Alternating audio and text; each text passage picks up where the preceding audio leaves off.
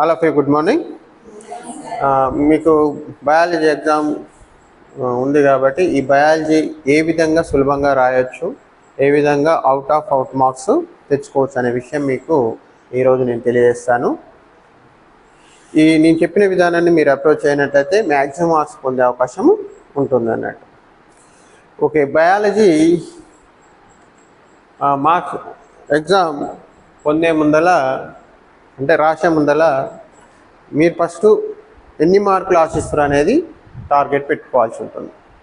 నువ్వు 40కి 40 మార్క్స్ తెచ్చుకోవాలనుకుంటే నీ అప్రోచ్ ఒక విధంగా ఉంటుంది, లేదు పాస్ అయితే చాలన్నప్పుడు ఒక విధంగా ఉంటుంది. అది నువ్వు నీ టార్గెట్ని చేసుకో. నెక్స్ట్, నీ టార్గెట్ని నీ ఫ్రెండ్స్కి చెప్పు. అప్పుడు ఏమవుతుందంటే నీ ఫ్రెండ్స్కి చెప్పిన ఉద్దేశం నీలో ఉంటుంది, చదివే అవకాశం ఎక్కువగా ఉంటుంది అన్నట్టు. తర్వాత నువ్వు చెప్పిన దాని మీద నీకు కాన్ఫిడెంట్గా ఉండాలి. నువ్వు ఏదో మాట వస్తే చెప్పిన అన్నట్టు కాకుండా ఎస్ నేను సాధిస్తానన్న కాన్ఫిడెంట్గా ఉండాలి. తర్వాత నీ మీద నీకు నమ్మకం ఉండాలన్నట్టు, బిలీవ్ యువర్ సెల్ఫ్. తర్వాత ఎగ్జామ్ రాయబోయే ముందు లేదా ఎగ్జామ్ ప్రిపరేషన్ ముందు ప్రతిరోజు ఎర్లీగా లేవాలి. నేను చదువుతా, నేను మంచి మార్కులు తెచ్చుకుంటా అని నువ్వు లేటుగా లేస్తే సమయం సరిపోదు.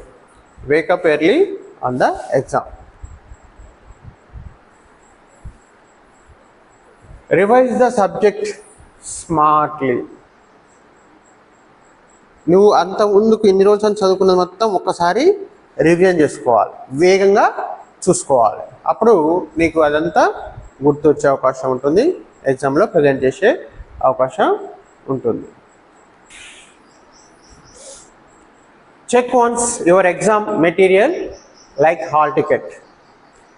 ప్రతిరోజు ఎప్పటికీ ఎగ్జామ్స్ రాస్తున్నారు మీరు, అవన్నీ ఒక దగ్గర పెట్టుకోండి, అవన్నీ ఉన్నాయా లేవా చూసుకోండి. Come to exam centre 15 minutes before. ఇప్పటికీ మీరు ప్రతిరోజు ముందు వెళ్తారు, బయాలజీ ఎగ్జామ్ రోజు కూడా ఎగ్జామ్ ముందు వెళ్ళడానికి ప్రయత్నం చేయండి. Read the question paper thoroughly. Question పేపర్ని బాగా 1-2 సార్లు చదవండి. చదవడం వలన మీకు ఏ క్వశ్చన్స్ బాగా వస్తున్నాయి, ఏ క్వశ్చన్స్ యావరేజ్గా వస్తున్నాయి, ఏ క్వశ్చన్స్ అసలు చదవని వచ్చినాయి అనేది తెలుస్తుంది. మనకి బయాలజీలో ఎన్ని క్వశ్చన్స్ ఉంటాయి? టోటల్గా 19 క్వశ్చన్స్ ఉంటాయి. పార్ట్ ఏలో 9, పార్ట్ బిలో 10. చూడండి, ఇంపార్టెంట్ థింగ్స్ టు రిమెంబర్. ఏమేమి గుర్తుపెట్టుకోవాలి? మీకు ఏ రోజు ఎగ్జామ్ డేట్ ఉంది బయాలజీ? తర్వాత ఇప్పుడు ఫిజికల్ సైన్స్ అయిపోయింది, మీకు కొంత అవగాహన ఏర్పడ్డది. 1.5 hours ఫిజికల్ సైన్స్ ఉంది అన్నది. బయాలజీ కూడా 1.5 hours ఉంటుంది అన్నట్టు. ఈ 1.5 hours మీరు పార్ట్ ఏ రాయాల్సి ఉంటుంది, పార్ట్ బి రాయాల్సి ఉంటుంది. పార్ట్ బి మీకు 15 minutes ముందే ఇస్తారన్నట్టు. తర్వాత ఈ పార్ట్ ఏకి కట్టడం మర్చిపోవద్దు. తర్వాత primary details of the exam. చూడండి, టోటల్ మార్క్స్ ఎన్ని? 40 marks. ఆ 40 marks ఎన్ని సెక్షన్లుగా డివైడ్ అవుతాయి?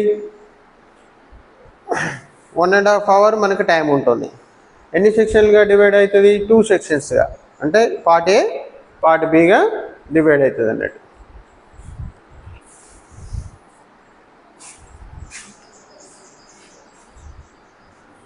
Question paper have 2 parts.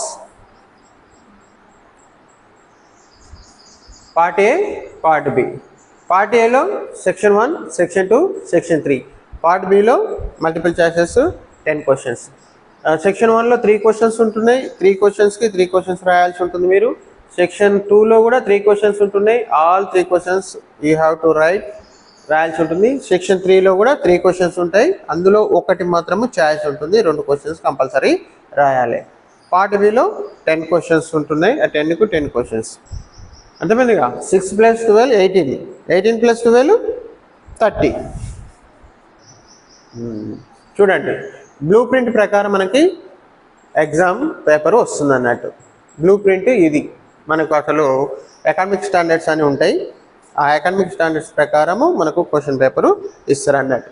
ఇప్పుడు ఇక్కడ అకాడమిక్ స్టాండర్డ్స్ ఇవ్వడం జరిగింది చూడండి. కాన్సెప్చువల్ అండర్స్టాండింగ్ మీద మనకి 18 AS1 అని అంటే మొదటి అకాడమిక్ స్టాండర్డ్ అన్నట్టు. ఏంటిది అది? Conceptual understanding. కాన్సెప్చువల్ అండర్స్టాండింగ్ మీద ఎన్ని మార్కులు వస్తున్నాయి? 18 మార్క్స్ వస్తున్నాయి. అంటే మీకు టోటల్గా 10 చాప్టర్స్ ఉన్నాయి.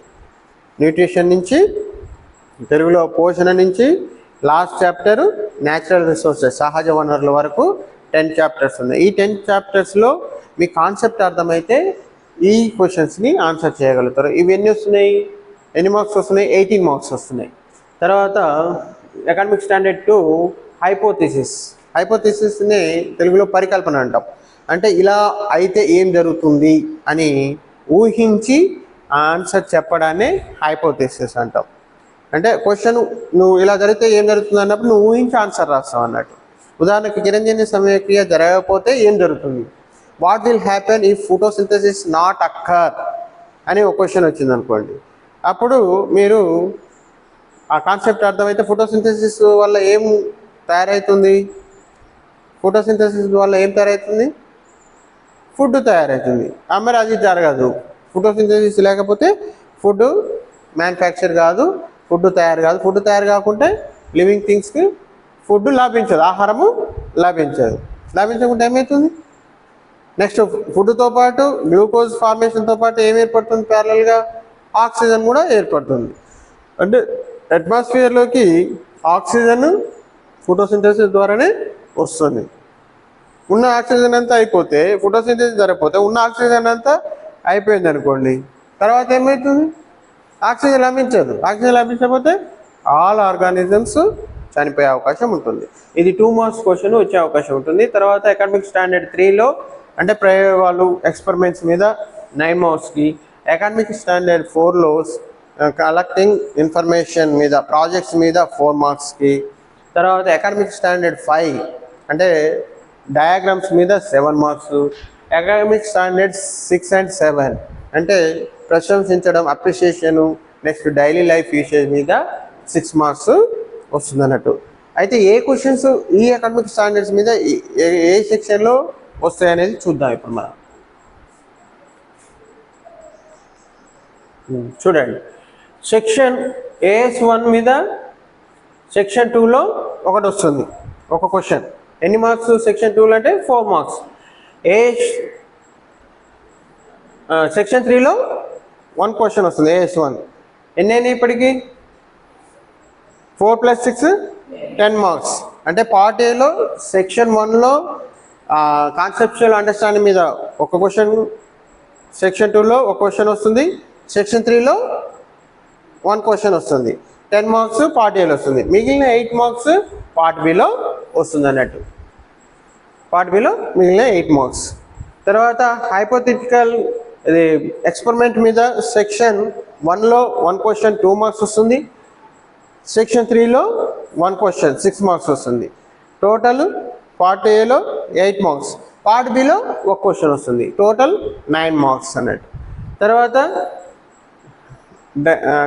డయాగ్రామ్స్ డ్రాయింగ్ మీద, డ్రాయింగ్ బేస్డ్ క్వశ్చన్స్ మీద సెక్షన్ 3లో 1 క్వశ్చన్ వస్తుంది, నెక్స్ట్ పార్ట్ బిలో 1 క్వశ్చన్ వస్తుంది. Total 7 marks. Next life usage, తర్వాత అప్రిషియేషన్ మీద సెక్షన్ 1లో 1 క్వశ్చన్ వస్తుంది అన్నట్టు. నెక్స్ట్ సెక్షన్ 2లో 1 క్వశ్చన్ వస్తుంది. టోటల్ పార్ట్ ఏలో 6 మార్క్స్కి మనకు డైలీ లైఫ్ యూసేజ్ మీద, for example if kidneys are fail, total kidneys fail అయినాయి, వాట్ విల్ హ్యాపెన్? మూత్రపిండాలు పూర్తిగా పనిచేయకుండా అయినాయి, అప్పుడు ఏం జరుగుతుంది? అది నువ్వు మూత్రపిండాలు పనిచేయకపోతే ఏం జరుగుతుంది?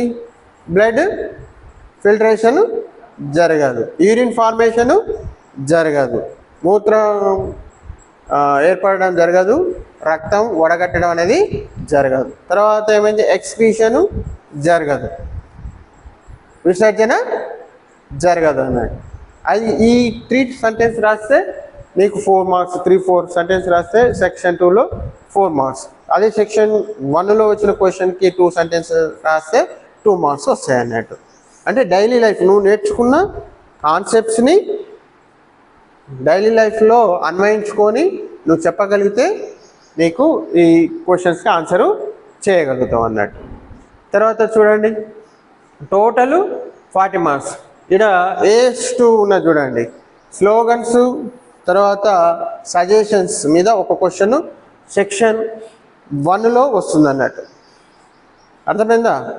సెక్షన్ 1లో వచ్చే 3 క్వశ్చన్స్లో ఒకటి AS2కి వెళ్ళి ఒకటి వస్తుంది, AS6కి వెళ్ళి ఒకటి వస్తుంది, ఒకటి ఎక్స్పెరిమెంట్కి వెళ్ళి వస్తుంది అన్నట్టు.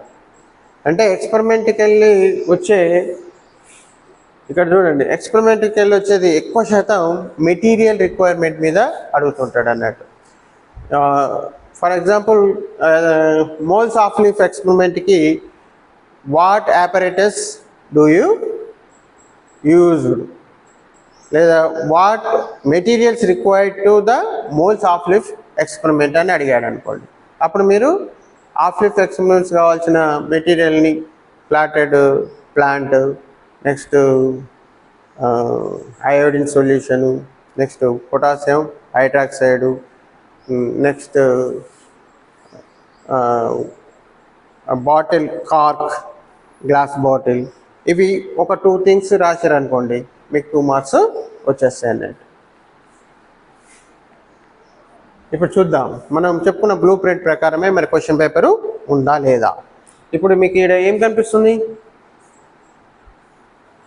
క్వశ్చన్ పేపరు ఫస్ట్ సెక్షన్ 1 కనిపిస్తుంది. ఇక్కడ ఇన్స్ట్రక్షన్స్ కూడా ఇవ్వడం జరిగింది. This section contains 3 very short answer questions. Answer all the questions. Right the answers in 3 to 4 sentences.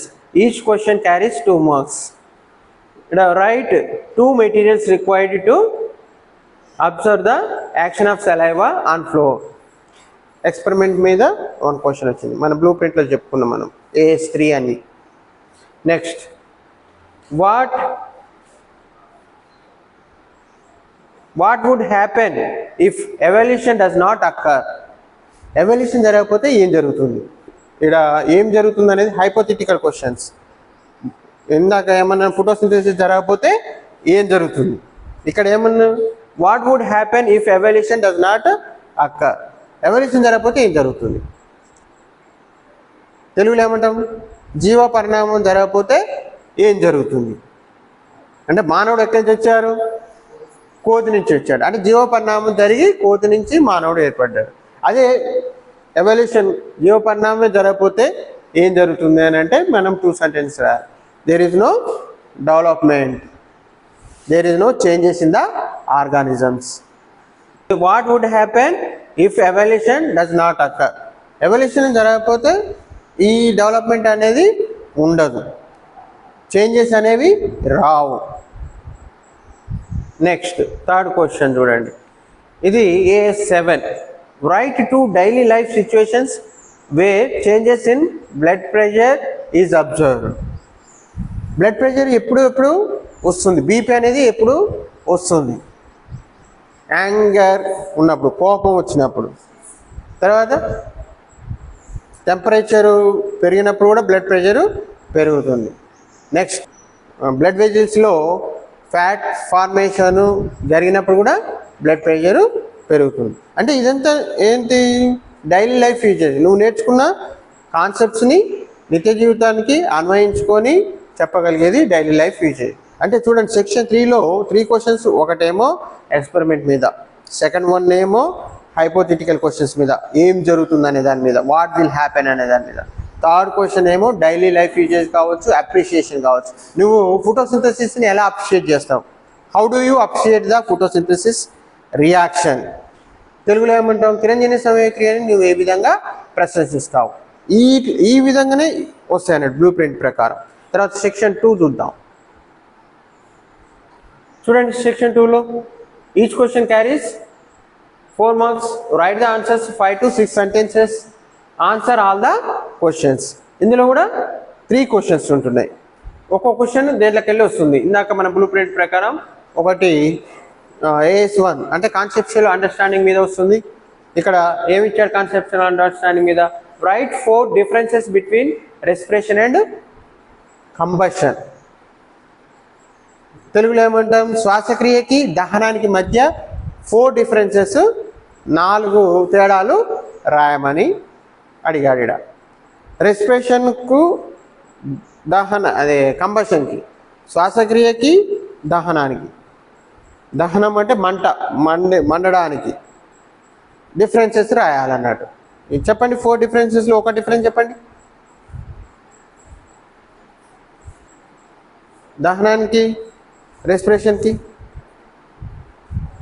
Similarities same. దహనానికైనా రెస్పిరేషన్కైనా oxygen require అవుతుంది, రెండింటికి ఆక్సిజన్ అవసరం. తర్వాత బర్నింగ్ అనేది రెండిట్లలో జరుగుతుంది. అంటే దహనంలో ఒకేసారి ఇక డిఫరెన్సెస్ వస్తే respiration releases the energy gradually. శ్వాసక్రియలో ఎనర్జీ అనేది, శక్తి అనేది క్రమక్రమంగా విడుదలవుతుంది. అదే దహనంలో, మంటలో, కంబషన్లో ఒకేసారి ఎనర్జీ రిలీజ్ అవుతుంది. రెస్పిరేషన్ వాటర్ ఉన్నా కానీ జరుగుతుంది. మన every living thing have more quantity of water. ప్రతి జీవి శరీరంలో నీరు ఉంటుంది, అయినా కానీ శ్వాసక్రియ జరుగుతుంది. అదే కంబషన్ దహనము నీరుంటే జరగదు. తర్వాత రెస్పిరేషన్లో ఎనర్జీ యూటిలైజెస్ ఎఫిషియెంట్లీ, అంటే స్టోర్ కూడా అవుతుంది. రెస్పిరేషన్లో విడుదలైన ఎనర్జీ ఏటీపీ రూపంలో స్టోర్ అవుతుంది. అదే కంబషన్లో there is no storage, energy releases at once, ఒకేసారి శక్తి అంతా విడుదలైపోతుంది. It takes continuously. రెస్పిరేషన్ అనేది కంటిన్యూస్గా జరుగుతుంది, కంబషన్ అనేది వెరీ షార్ట్ పీరియడే జరుగుతుంది. అక్కడ ఉన్న మెటీరియల్ అంతా ఒకేసారి బర్న్ అవుతుంది. రెస్పిరేషన్ స్టార్ట్ కావడానికి తక్కువ ఎనర్జీ అవసరం పడుతుంది. Very less energy required to start the respiration. But combustion start కావాలంటే ఫస్ట్ స్టార్టింగ్లో ఎక్కువ ఎనర్జీ కావాలి, దాన్ని మంట పెట్టడానికి ఎక్కువ ఎనర్జీ కావాలన్నట్టు. తర్వాత చూడండి, తర్వాత క్వశ్చన్ ఏంటిది? Collecting the information. Number of times table ఇవ్వడం జరుగుతుంది, ఆ టేబుల్ కింద 4 క్వశ్చన్స్ ఇవ్వడం జరుగుతుంది. ఈచ్ క్వశ్చన్ క్యారీస్ 1 మార్క్ అన్నట్టు. ఈ క్వశ్చన్కి 4 మార్క్స్ అయితే మళ్ళీ ఆ టేబుల్ కింద 4 క్వశ్చన్స్ ఉంటాయి. ఆ క్వశ్చన్స్లో 3 క్వశ్చన్స్, 2 to 3 క్వశ్చన్స్ ఆ టేబుల్లోనే ఆన్సర్ ఉంటాయి అన్నట్టు. ఫర్ ఎగ్జాంపుల్ ఇక్కడ చూద్దాం, ఏ టేబుల్ ఇచ్చాడు? Parts of the brain functions ఇచ్చాడు. పార్ట్స్ ఆఫ్ ద బ్రెయిన్ ఏమి ఇచ్చాడు? Mid brain, cerebellum, medulla oblongata ఇచ్చాడు. ఇక్కడ వచ్చేసి ఫంక్షన్స్ సెరిబ్రమ్ ఏమి ఇచ్చారు? మీరు ఎప్పుడైనా టేబుల్ని 1కి 2 సార్లు మేఘన 1కి 2 సార్లు బాగా చదవాలి. చదివితే మీకు ఆ టేబుల్ అసలు ఏమి ఇచ్చారనేది కాన్సెప్ట్ అర్థమవుతుంది అన్నట్టు. ఇక్కడ చూడండి, cerebrum seat of mental abilities, controls thinking, memory, reasoning, perceptions and speech.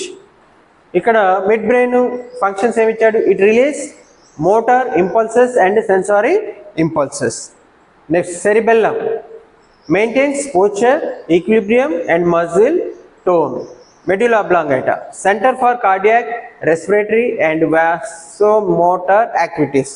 ఇవి ఫంక్షన్స్ ఇచ్చారు. క్వశ్చన్స్ ఏమి ఇచ్చారో చూడండి. Right the parts of Hind brain from the above table. Write the parts of hind brain from the above table. Hind brain అనగానే ఇక్కడ కొత్త పదంగా అనుకోవద్దు. మనం లెసన్ చెప్పుకునేటప్పుడు బ్రెయిన్ని 3 పార్ట్స్గా డివైడ్ చేసుకున్నాం. 4 brain, mid brain, Hind brain. 4 బ్రెయిన్లో ఏ పార్ట్స్ వస్తాయనేది మనకి టేబుల్లో కూడా చూసాం. మన బుక్లో పెద్ద టేబుల్ ఉన్నది, దాంట్లో ఏమొస్తుంది? 4 బ్రెయిన్లో సెరిబ్రమ్, డయాన్సెఫ్లాన్, ఆక్సిపిటల్ లోబ్స్, అవి 4 బ్రెయిన్లు వస్తాయి. మిడ్ బ్రెయిన్ ఏమో it is a connected between 4 brain and Hind brain. Hind బ్రెయిన్లో వచ్చేసి ఈ 2 పార్ట్స్ వస్తాయి అన్నట్టు, సెరిబెల్లం, మెడ్యులా అబ్లాంగేటా. అది ఆ 2 వర్డ్స్ మీరు రాస్తే మీరు 1 మార్కు పొందుతారు అన్నట్టు. సపోజ్ 1 రాశారు, హాఫ్ మార్క్ వస్తుంది. Next, name the parts of brain which maintains posture and equilibrium of the body. Posture and equilibrium maintain చేసేది ఏంది ఇందులో?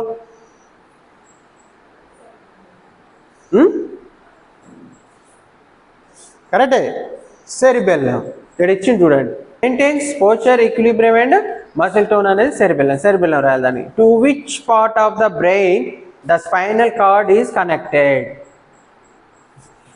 ఏ స్పైనల్ కార్డు ఏ పార్ట్కి కనెక్ట్ అయి ఉంటుంది? మామూలుగా బ్రెయిన్ ఎక్స్టెండ్ అవుతుంది. మేఘన, బ్రెయిన్ ఎక్స్టెండ్ అవుతుంది. దేని తర్వాత ఎక్స్టెండ్ అవుతుంది స్పైనల్ కార్డ్?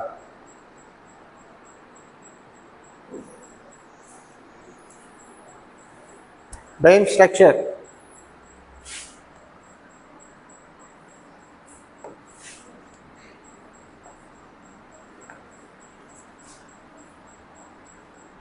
ఇలా ఉంది brain.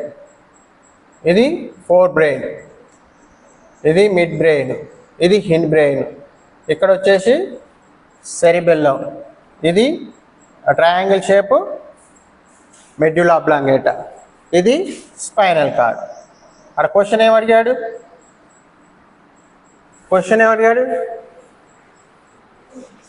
To which part of the brain spinal cord is connected. దేనికి కనెక్ట్ అయి ఉంది? ఇప్పుడే చెప్పాను నేను, బొమ్మ గీసి కూడా. Fore brain, mid brain, hind బ్రెయిన్లో సెరిబెల్లం, మెడ్యులా ఆబ్లాంగేటా. ఈ ట్రయాంగిల్ షేప్ ఉన్నది మెడ్యులా ఆబ్లాంగేటా, కింద spinal cord. Which part of the brain connected to the spinal card?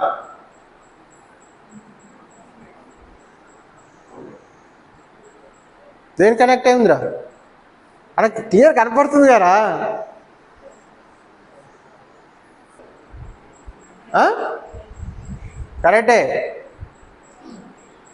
కరెక్టే చెప్పండి. మెడ్యులా ఆబ్లాంగేటా. మరి చెప్పడానికి వస్తారు, ఇన్నది కూడా చెప్పకపోతే వేస్ట్గా. అది రాయాలన్నట్టు. అది రాయాలంటే మీకు తెలిసి ఉండాలి, దాని స్ట్రక్చర్ అవన్నీ తెలుసుకుంటే వస్తుంది. ఇక లాస్ట్ క్వశ్చన్ చూడండి. Which part of the brain from the above table controls the involuntary actions? Involuntary actions మొత్తం ఇవి చూడండి. కార్డియాక్ అంటే హార్ట్ బీట్ మనం కంట్రోల్ చేస్తామా? చేయము, అది ఇన్వాలంటరీ ఫంక్షన్. తర్వాత రెస్పిరేటరీ, మనం respiration, inhalation, exhalation, involuntary function. Vasomotor activities, blood వెజల్స్లో బ్లడ్ ట్రాన్స్ఫర్ అయ్యేది కూడా ఇన్వాలంటరీ ఫంక్షన్స్. ఏది కంట్రోల్ చేస్తుంది ఫంక్షన్స్? కరెక్టే, మెడ్యులా ఆబ్లాంగేటా. ఈ 2 క్వశ్చన్స్కి answer medulla ఆబ్లాంగేటే.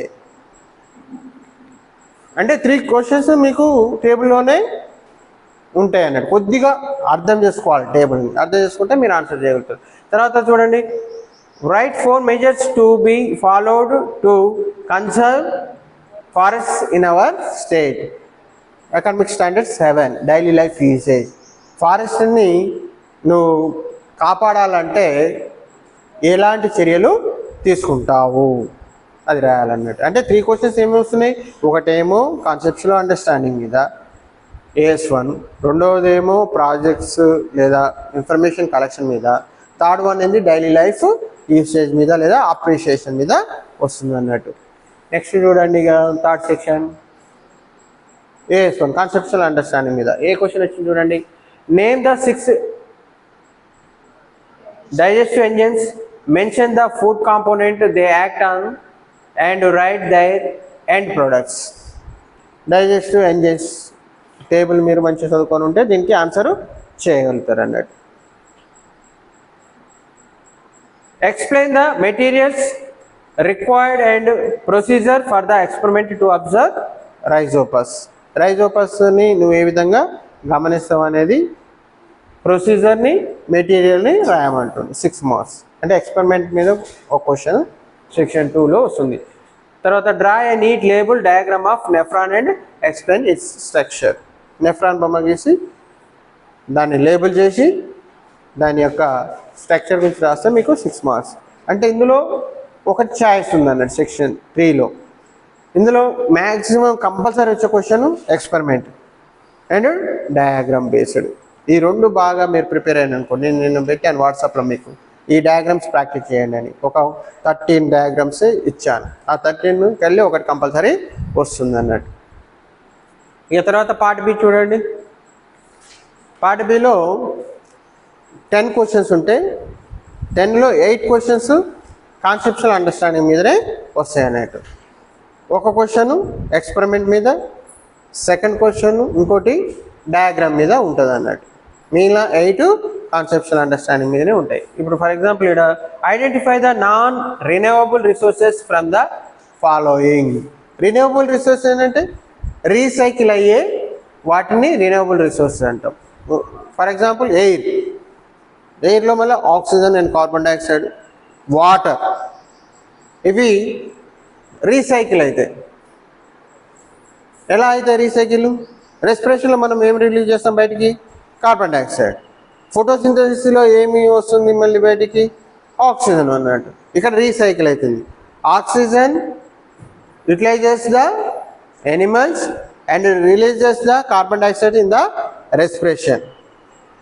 That carbon dioxide utilizes by the plants, utilizes in the photosynthesis and release the oxygen to the environment. ఇక్కడ recycle అవుతుంది. అది renewable resources. For example petrol ఉందనుకోండి, once utilise అయిందనుకో మళ్ళీ produce అవుతుందా? కాదు. అది పెట్రోల్ మ్యానుఫ్యాక్చర్ కావాలంటే కొన్ని ల్యాక్స్ ఆఫ్ ఇయర్స్ పడుతుంది అన్నట్టు. దాన్ని నాన్ రిన్యూవబుల్ రిసోర్స్ అంటాం. అంటే తిరిగి పొందలేని వాటిని నాన్ రిన్యూవబుల్ రిసోర్స్ అంటాం. తిరిగి పొందే వాటినేమో రిన్యూవబుల్ రిసోర్స్ అంటాం. ఇక్కడ చూడండి క్వశ్చన్. ఇక్కడ ఏంది నాన్ రిన్యూవబుల్ రిసోర్స్? ఏంది? ఎయిరా, వాటరా, ఫారెస్టా, ఫాజిల్ ఫ్యూయల్సా? Fossil fuels. ఆ కాన్సెప్ట్ మనకు అర్థమైతే ఎమ్మటే ఆన్సర్ చేయగలుగుతాం. తర్వాత digestive juice without enzymes is. Digestive juice without enzymes. Options: bile, gastric juice, pancreatic juice, saliva. Bile juice అన్నట్టు లివర్ ప్రొడ్యూస్ చేసే జ్యూస్లో వితౌట్ ఎంజైమ్స్ ఉంటాయి. చూడండి ఇది. In an ecosystem herbivores are represented as. Herbivores means, herbivores అంటే ఏంది? ఎకోసిస్టంలో first ఎప్పుడైనా food చైన్లో ఏది ముందు వస్తుంది? ఫుడ్ చైన్లో ఏది ముందు వస్తుందని చెప్పాను? ప్లాంట్స్ వస్తాయి. ప్లాంట్స్ని ఈట్ చేసే వాటిని ఏమంటాం? Primary consumers. వాటిని ఈట్ చేసే వాటిని, నెక్స్ట్ లెవెల్ వచ్చే వాటిని సెకండరీ కన్జ్యూమర్స్. నెక్స్ట్ లెవెల్ వచ్చే వాటిని టెర్షరీ కన్జ్యూమర్స్. ప్లాంట్స్ మట్టుకే ఫుడ్ మెటీరియల్గా తీసుకునే వాటిని హెర్బివోర్స్. హెర్బివోర్స్ని ఈట్ చేసే వాటిని కార్నివోర్స్. ఈ ప్లాంట్స్ అండ్ యానిమల్స్ని ఫుడ్గా తీసుకునే వాటిని ఓమ్నివోర్స్ అంటాం. ఓకేనా? ఇక్కడ క్వశ్చన్ ఏం అడిగిండు? In an ecosystem herbivores are represented as producers, primary consumers, secondary consumers, tertiary consumers. ఇప్పుడు ఏది ఆన్సర్ అందులో? Primary consumers. మనకు ఆ ఫుడ్ చైన్ గుర్తుంటే దీనికి ఆన్సర్ చేయగలుగుతాం. Next, identify the correct sequence from the following. ఏంటిది కరెక్ట్ సీక్వెన్స్? ఒకటి చదవగానే మీకు గుర్తు రావాలి.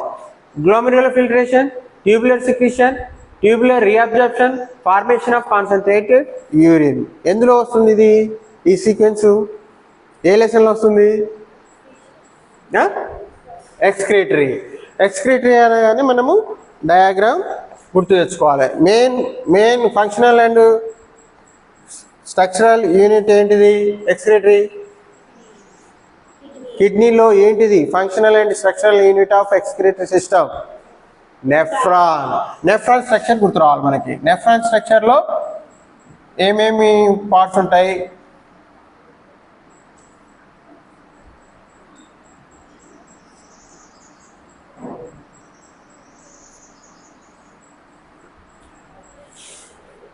దీని పేరు బౌమెన్స్ క్యాప్సూల్.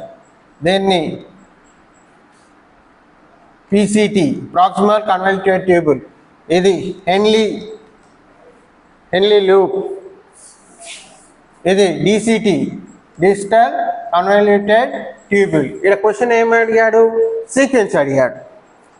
అంటే నెఫ్రాన్లో ఎలా యూరిన్ ఫార్మేషన్ జరుగుతుంది.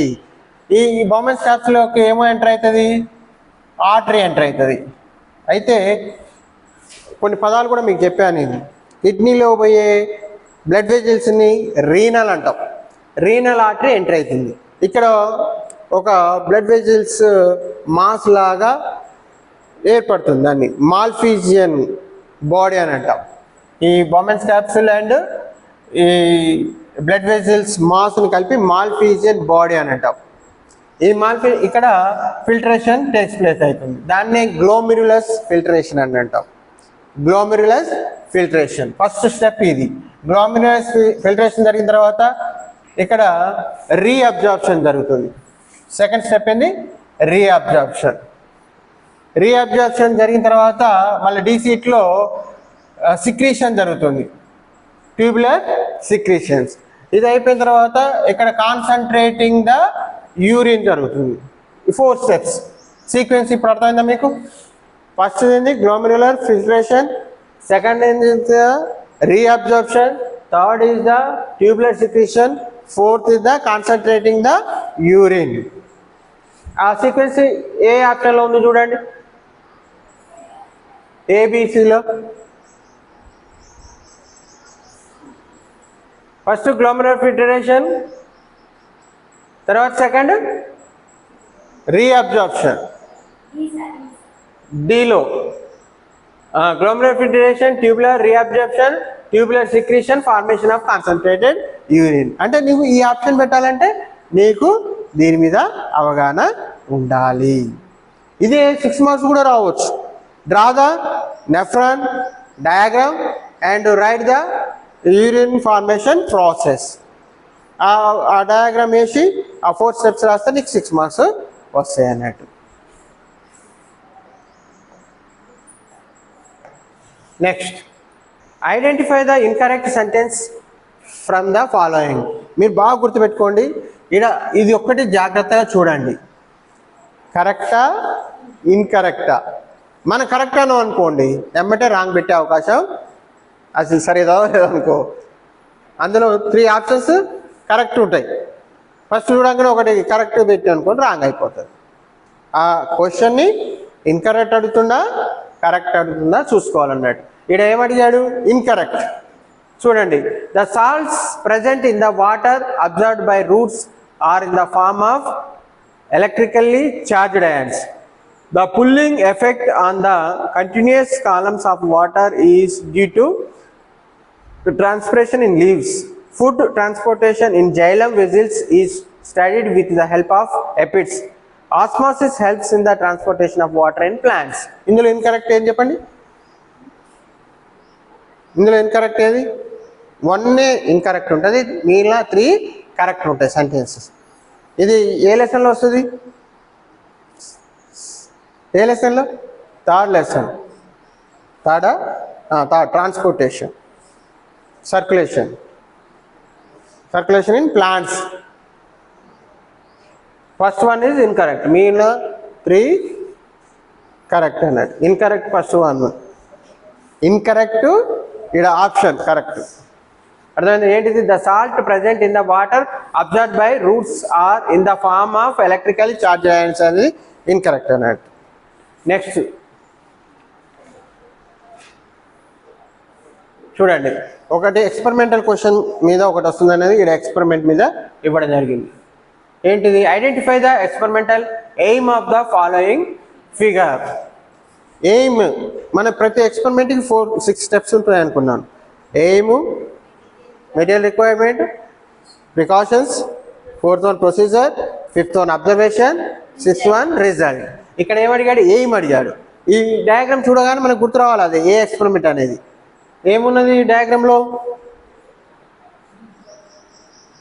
వీడ్స్ ఉన్నాయి, స్ప్రౌటెడ్ వీడ్స్ ఉన్నాయి.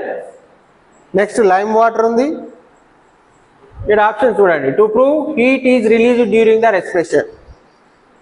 Second, B, to prove heat is released during photosynthesis. C. To prove carbon dioxide is released during respiration. D. To prove oxygen is released during respiration. ఏది option అందులో? Lime water అనగానే మనకు గుర్తు రావాలి బ్లైండ్గా. Lime water ఎక్కడ వచ్చినా మనకు గుర్తు రావాల్సింది ఏంది? ఒకటి ఉన్నది. కరెక్ట్, గట్టి. Carbon dioxide. లైమ్ వాటర్ ఎప్పుడైనా కార్బన్ డైఆక్సైడ్తో రియాక్ట్ అయ్యి మిల్కీ వైట్గా మారుతుంది. అది ఎక్కడైనా లైమ్ వాటర్ అనగానే కార్బన్ డైఆక్సైడ్ గుర్తు రావాలి. మిల్కీ వైట్గా మారడం గుర్తు రావాలి. కార్బన్ డైఆక్సైడ్ ఉంటే మిల్కీ వైట్ అవుతుంది, కార్బన్ డైఆక్సైడ్ లేకపోతే యాజిటీ అంతే ఉంటుంది అన్నట్టు. Next question, match the following and identify the correct option. ఇక్కడ చూడండి, ఈ చూడగానే మీకు గుర్తు రావాలి అది ఏ లెసన్ అనేది. Test, ovary, adrenaline gland, pancreas. Opposite ఏమి ఇచ్చాడు? Oestrogen, testosterone, insulin, adrenaline. ఏ లెసన్ ఇది? రీప్రొడక్షన్. కోఆర్డినేషన్.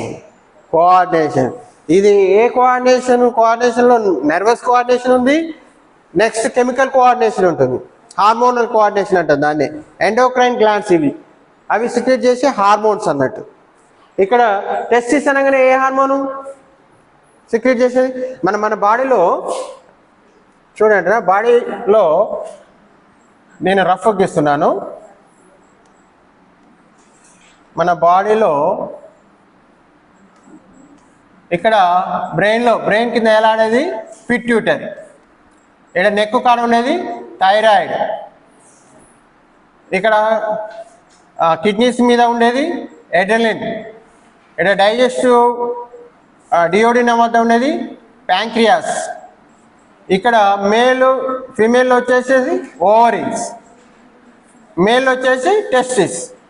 1 2 3 4 5 6 ఎడ్రినలిన్స్ ఉన్నాయి అన్నట్టు.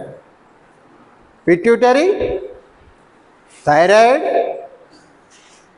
ఇక్కడ డైజెస్టివ్ సిస్టంలో డియోడినం దగ్గర ప్యాంక్రియాస్, తర్వాత కిడ్నీస్ మీద ఉండేది ఎడ్రినలిన్, ఇక్కడ ఫీమేల్లో ovaries produce the progesterone and oestrogen hormones, and మేల్లో ఉండేది టెస్టిస్ అనేది బాడీ లోపల ఉండదు, కింది వైపు ఉంటుంది టెస్టోస్టెరాన్ అన్నట్టు. ఇక్కడ చూడండి మీకు ఇచ్చినాయి, టెస్టిస్ ఇచ్చాడు, ఓవరీ ఇచ్చాడు, ఎడ్రినలిన్ గ్లాండ్ ఇచ్చాడు, ప్యాంక్రియాస్ ఇచ్చాడు. టెస్టిస్ రిలీజెస్ ద హార్మోన్ और వెధవా మనిషివేనను ఇన్రా వేస్ఫెల. Testis releases the hormone testosterone, ovary releases the oestrogen and progesterone కూడా ఇవ్వచ్చు. Oestrogen and progesterone. తర్వాత adrenaline gland releases adrenaline. Next pancreas releases insulin ఇంకోటి కూడా రిలీజ్ చేస్తుంది హార్మోన్ గ్లూకగాన్, ఇక్కడ ఇవ్వలేదు గ్లూకగాన్. ఇవేంది? Endocrine glands releases the hormones. ఇప్పుడు చెప్పండి ఆప్షన్ చెప్పండి ఇప్పుడు.